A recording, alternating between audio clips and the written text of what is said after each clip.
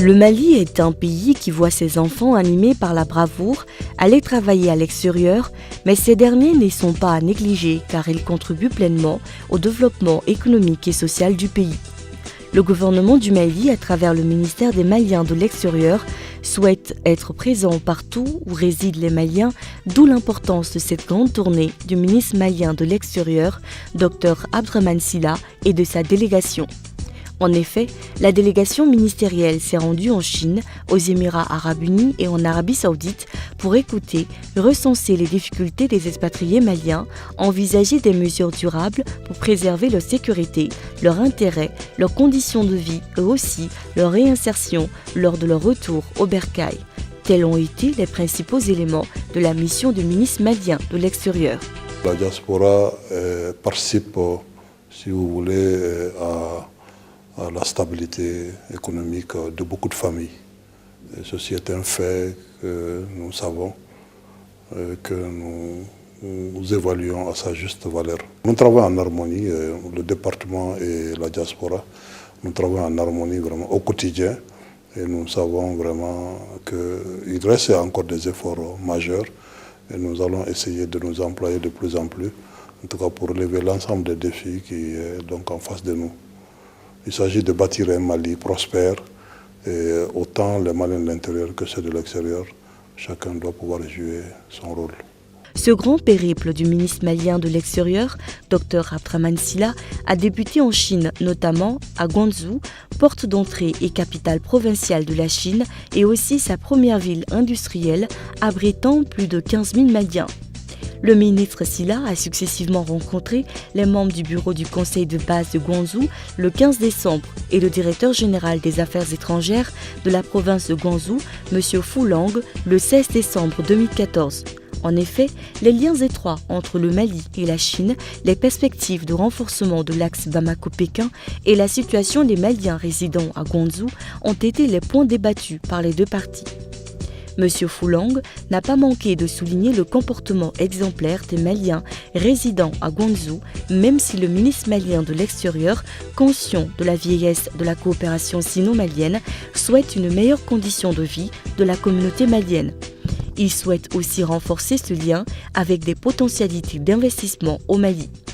À la fin de la rencontre, le ministre malien de l'extérieur a reçu un tableau d'honneur des mains du diplomate chinois pour le féliciter du travail déjà fait et l'encourager pour la suite de sa mission. Le ministre malien de l'extérieur a ensuite tenu une conférence avec la diaspora malienne à l'hôtel Garden. C'était l'occasion entre cette diaspora et le ministre de tutelle de se comprendre sur toutes leurs préoccupations et complications, notamment liées au visa dans le pays d'accueil et leur insertion à leur retour au bercail. Le ministre s'est tout d'abord engagé à prendre en compte toutes les doléances et a aussi annoncé la création très bientôt d'un guichet spécial pour les expatriés à l'aéroport de Bamako-Sénou. Enfin, il s'est entretenu avec eux sur les sujets d'intérêt nationaux du Mali qui étaient accentués sur la crise qui sévit au Mali. Les autorités de Guangzhou ont une idée superbe, en tout cas des Maliens. Ils trouvent que nos compatriotes sont de gros travailleurs. Nos compatriotes sont des hommes très honnêtes et qui travaillent jour et nuit vraiment pour vouloir bien réussir. Donc ils ne sont pas mêlés à quelques actes méchants quelconques. Au contraire, ils ont vraiment une idée très positive, une très haute idée en tout cas des Maliens. Donc nous avons soulevé quelques préoccupations qui sont plutôt liées aux conditions de séjour de nos compatriotes là-bas, toutes choses que les autorités ont notées et ont promis en tout cas de voir dans quelle mesure ils peuvent donc apporter les solutions à ces difficultés-là. Vous savez, la condition de séjour des étrangers en Chine est un peu difficile parce que on séjourne en Chine pas pour de longues durées, mais juste pour de courts séjours. Il arrive que ceux qui sont là, qui ont leurs affaires sur place, sont appelés à sortir très souvent pour revenir. Donc ce sont des choses que nous avons évoquées avec les autorités chinoises. Et je pense que le dossier est en cours d'étude. Ils verront vraiment ce qu'il faudrait apporter, s'il faut, une singularité aux Maliens.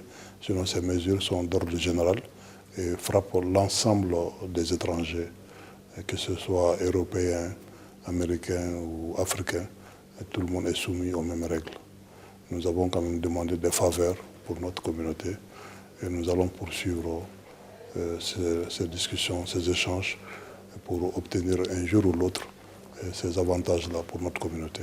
Après cette première visite, le 19 décembre 2014, le ministre s'est rendu dans la capitale politique de la Chine, Pékin, où il a été chaleureusement reçu avec sa délégation par son Excellence Lassana Bouakone, ambassadeur du Mali à Pékin.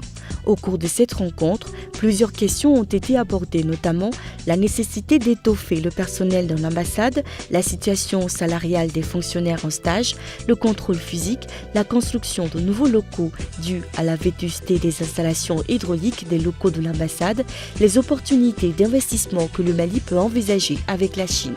Avec notre ambassadeur à Pékin, nous avons échangé sur l'ensemble des opportunités d'affaires qu'on peut trouver aujourd'hui en Chine. Et je crois qu'il y a effectivement beaucoup de choses, énormément de choses, et presque tous les domaines, que ce soit l'agro-business, en passant par les mines, les grands travaux. Et je crois qu'en Chine, on peut faire beaucoup de choses avec les hommes d'affaires chinois. Je crois que nous avons passé en revue un certain nombre de choses qui doivent être suivies de part et d'autre entre les Maliens et les Chinois. Arrivé le 23 décembre 2014 soir à Dubaï, ville carrefour au cœur des Émirats arabes unis où le commerce est très florissant, accueillant également un important nombre de commerçants maliens. Pour cette deuxième étape de sa tournée, la délégation ministérielle a été accueillie à sa descente de l'avion par l'ambassadeur du Mali aux Émirats arabes unis, son Excellence Mohamed Ben Laba, ainsi que d'autres cadres de l'ambassade et du conseil de base des Maliens de Dubaï. Le lendemain, le ministre Silla a eu une rencontre de prise de contact avec le bureau du conseil de base des Maliens de Dubaï avant de tenir une conférence avec les ressortissants maliens à l'hôtel Landmark de Dubaï. Comme dans les villes précédentes, plusieurs questions ont été abordées par la communauté malienne, dont le désir d'obtenir un récépissé auprès du pays d'accueil pour l'association des Maliens de Dubaï, les difficultés d'insertion lors du retour au bercail, l'octroi du visa de travail qui traîne, le contentieux foncier entre le Haut Conseil des Maliens de l'extérieur et un groupe de compatriotes installés à Dubaï. Le ministre a pris bonne note de toutes leurs préoccupations et leur a conseillé de continuer à respecter les textes du pays d'accueil pour un bon rapport de collaboration. Dr Abdrahmane Sylla a enfin fait un tour d'horizon sur l'ensemble des sujets d'intérêt nationaux, notamment la crise politico-sécuritaire du Mali et les programmes du gouvernement destinés aux Maliens de l'extérieur. Nous avons été très séduits par les conditions de séjour de nos compatriotes à Dubaï. D'abord, il n'y a pas un seul Malien à Dubaï qui soit en situation irrégulière. Ils sont tous en situation régulière. C'est qu'ils ont régulièrement les papiers, ils travaillent tous, il n'y a pas un chômeur, et dans des conditions vraiment très acceptables pour eux-mêmes. Donc nos échanges avec la communauté étaient plus orientés au renforcement de cet acquis qui est déjà là, mais pour davantage chercher des investisseurs pour le pays. Et je crois qu'ils se sont engagés les uns et les autres dans les domaines qui les intéressent, vraiment à travers des partenaires pour venir investir au Mali. Ils ont des soucis, notamment le programme de logement qui les intéresse ici au Mali. Et je crois qu'ils ont un dossier en cours d'instruction. Nous allons tout faire en sorte qu'ils rentrent en possession, en tout cas des logements pour lesquels ils ont déjà souscrit et qui sont en train de payer.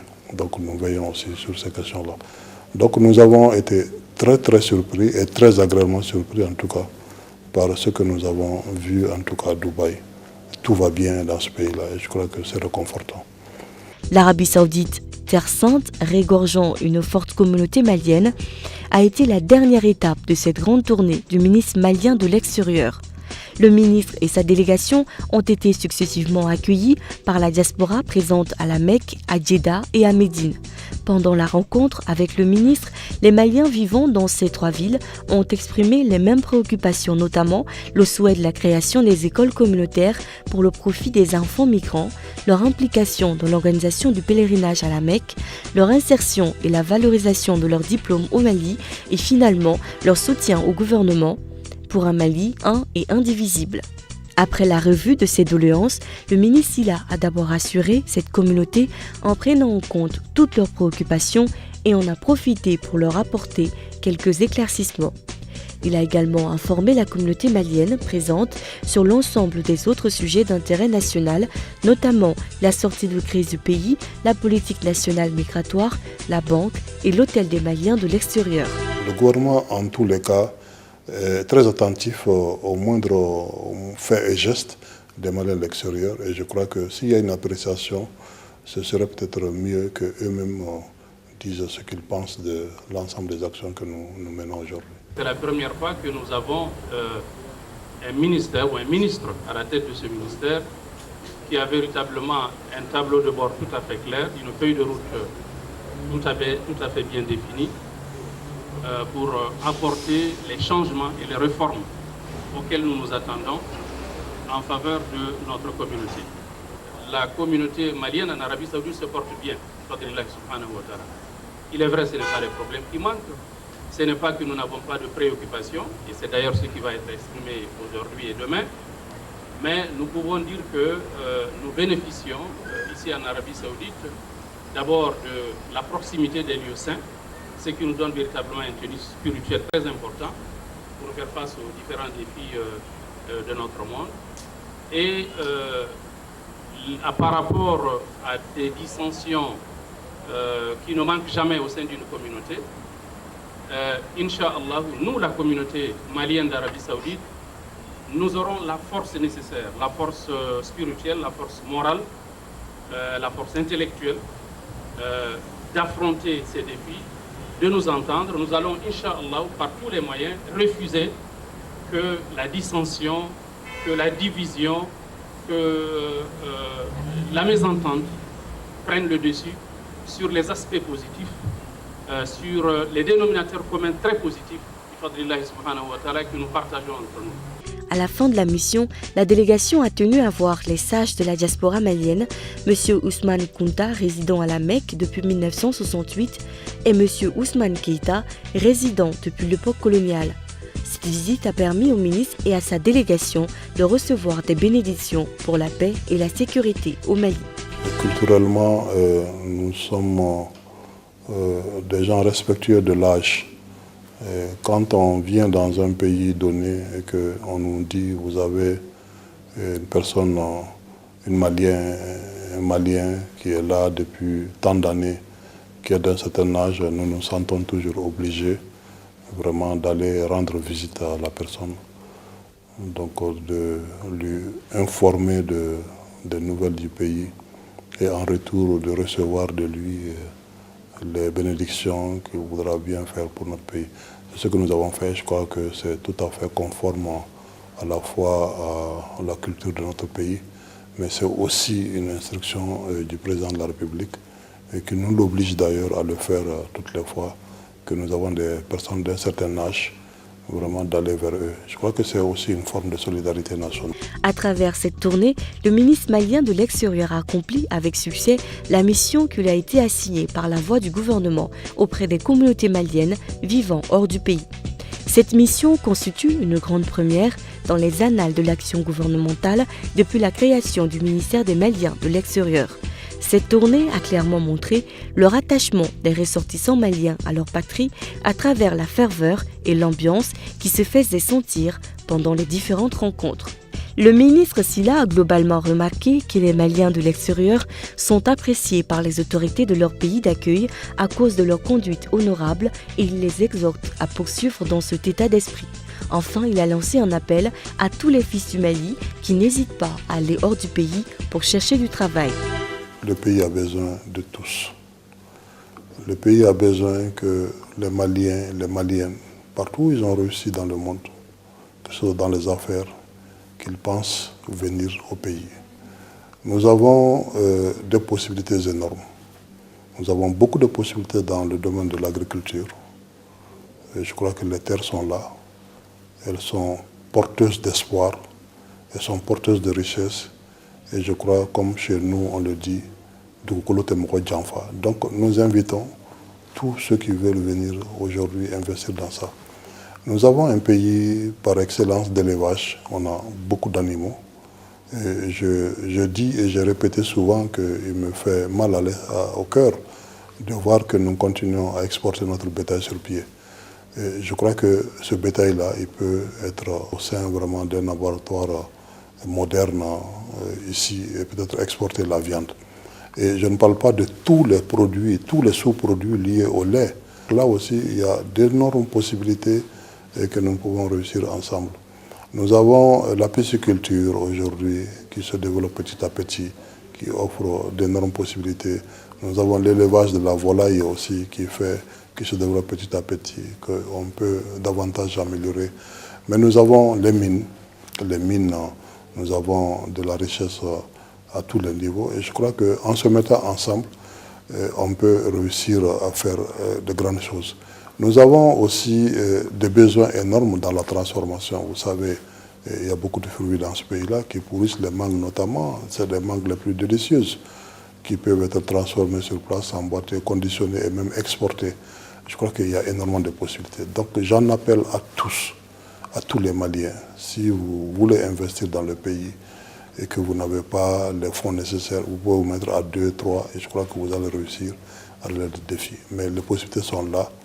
Et les conditions géostratégiques, les conditions de séjour sont de plus en plus difficiles à travers le monde. Donc chacun envisage d'une façon ou d'une autre d'envisager son retour au pays. Mais en l'envisageant, il faut l'envisager dans le cadre d'un projet productif qui va donc assurer un lendemain meilleur. Voilà, c'est un appel que je lance et je dois aussi dire exprimer toute ma fierté de voir ces Maliens et ces Maliennes réussir, travailler dans des conditions difficiles, mais toujours réussir. Même s'ils ne gagnent pas beaucoup d'argent, le peu qu'ils gagnent, ils s'en privent une partie qu'ils arrivent toujours à envoyer au pays et qui contribuent aussi à la stabilité des foyers. Et je m'en félicite beaucoup et je formule des vœux vraiment de bonne santé pour eux tous, des vœux de réussite davantage dans ce qu'ils font. Et je les remercie infiniment aussi de notre accueil, l'accueil qui m'a toujours été réservé à moi et à l'ensemble de ma délégation.